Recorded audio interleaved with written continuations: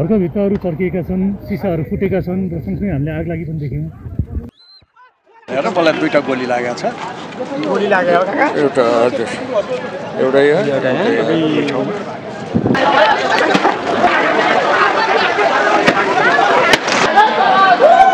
के कुरा गर्नु त पोजिसन पनि लाटोले सिरेको झोली हो त्यो लठाम्रो जस्तो। लाओस नागरिकको भवन लगभग क्षतिग्रस्त भएको छ। आगो लगाइएको छ र बारुद यन्त्र पनि अगाडि नै छ नियन्त्रणको निम्ति। यो चाहिँ आज यो तेस्रो जन आन्दोलनको पहिलो दिन हाम्रो कार्यक्रमका चाहिँ प्रमुख व्यक्ति आउँदै गर्दाखेरि प्रहरी प्रशासन तथा गृह मन्त्रालय आफै आत्तिएर शान्तिपूर्ण तवरले र्याली तथा जुलुससहित आइरहेको टोलीमाथि प्रहरीले 81 5वटा असुर ग्यास चाहिँ हामीहरूको गाडीतर्फ चाहिँ तेसार्यो अथवा हाम्रो गाडीतर्फ र हाम्रा व्यक्तिहरूतर्फ हाम्रा प्रमुख व्यक्तिहरूतर्फ आक्रमण गर्ने कोसिस भयो। त्यसपछि हामीले हाम्रो केही भोलन्टियरहरूलाई प्रयोग गरेर सुरक्षित स्थानतर्फ हाम्रो प्रमुख व्यक्तिलाई सिफ्ट गर्दाखेरि प्रहरीले प्रत्येक जनताको घरभित्र बसेर असुर ग्यास हालिरहेको छ। यो मानवाधिकारवादीलाई म गम्भीर ध्यान आकर्षण गराउन चाहन्छु। सर्वसाधारणको घर प्रयोग गरेर मानवीय ढालको रूपमा सर्वसाधारणलाई प्रयोग गरेर सर्वसाधारणमाथि बर्बर तरिकाले एउटा चाहिँ एक्सप्लोसिभहरू प्रयोग गरी एउटा विस्फोटक पदार्थहरू प्रयोग गरी आक्रमण गर्ने कोसिस गरिएको छ। यो अहिलेको गणतन्त्र चाहिँ डराएको अवस्था हो। यहीँबाट म खेद प्रकट पनि गर्न चाहन्छु। यो राजावादीहरूको अब विजय जुलुसको चाहिँ सङ्घार हो।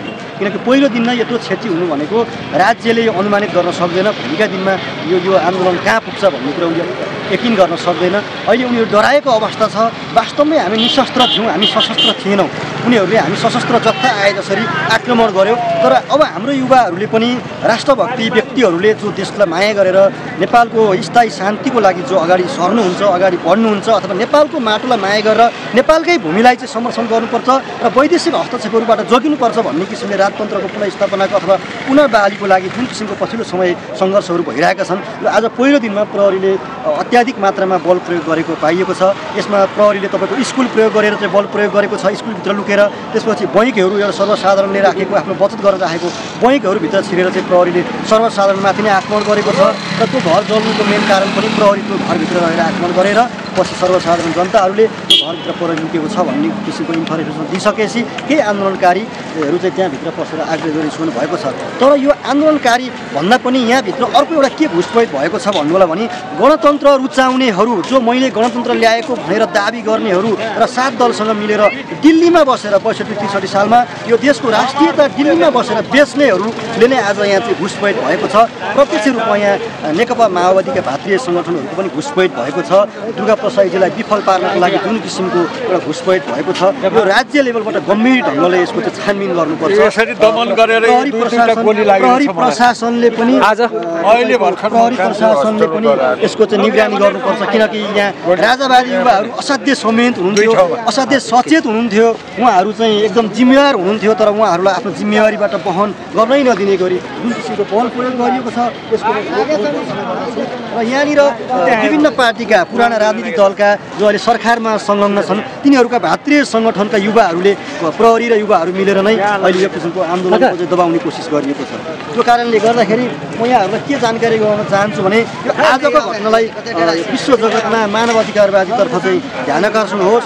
यो जनताको नैसर्गिक अधिकार र जनताको भौतिक संरचनामाथि जुन किसिमको खेलवाड भएको छ, जुन ध्वस्त भएको छ, विध्वंस भएको छ, यो तपाईँको सरकारले जनताको सुरक्षा गर्न नसकिएको अवस्था छ।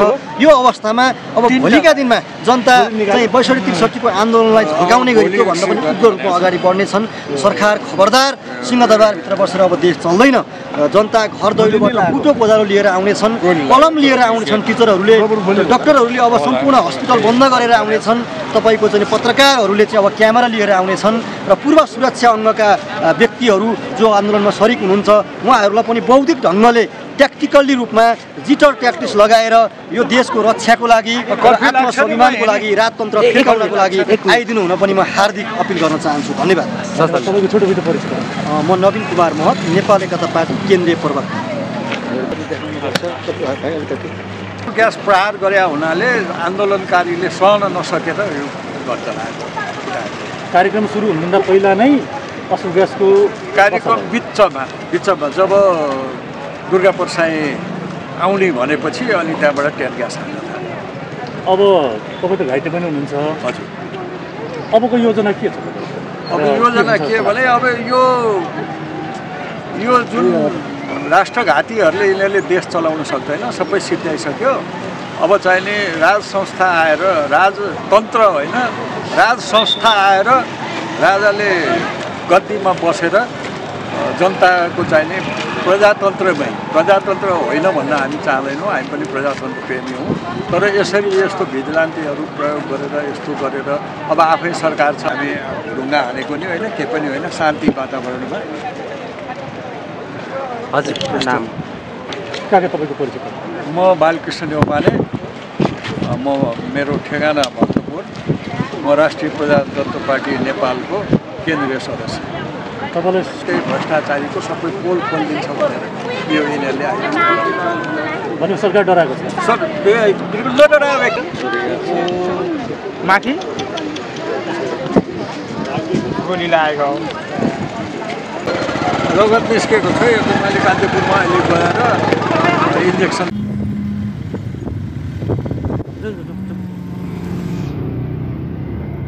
पुलिस अब राति भएपछि अहिले हेर न मान्छे रेड छ। अब हेर पुलिस भाग्छ राति भएपछि भाग्नु होइन, मान्छे रेड छ नि हेर न, खल्ती कुकुरी र चक्कु गिरा होला। ६३ सालमा अनि ६५ सालमा त्यहाँ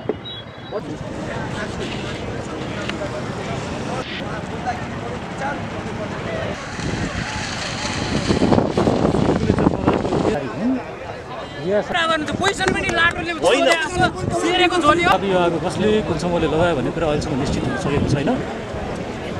हामीले जान्न चाह्यौँ यहाँ उपस्थित सुरक्षाकर्मीबाट उहाँहरूको अवधारणा कसले गरेर देखेको भने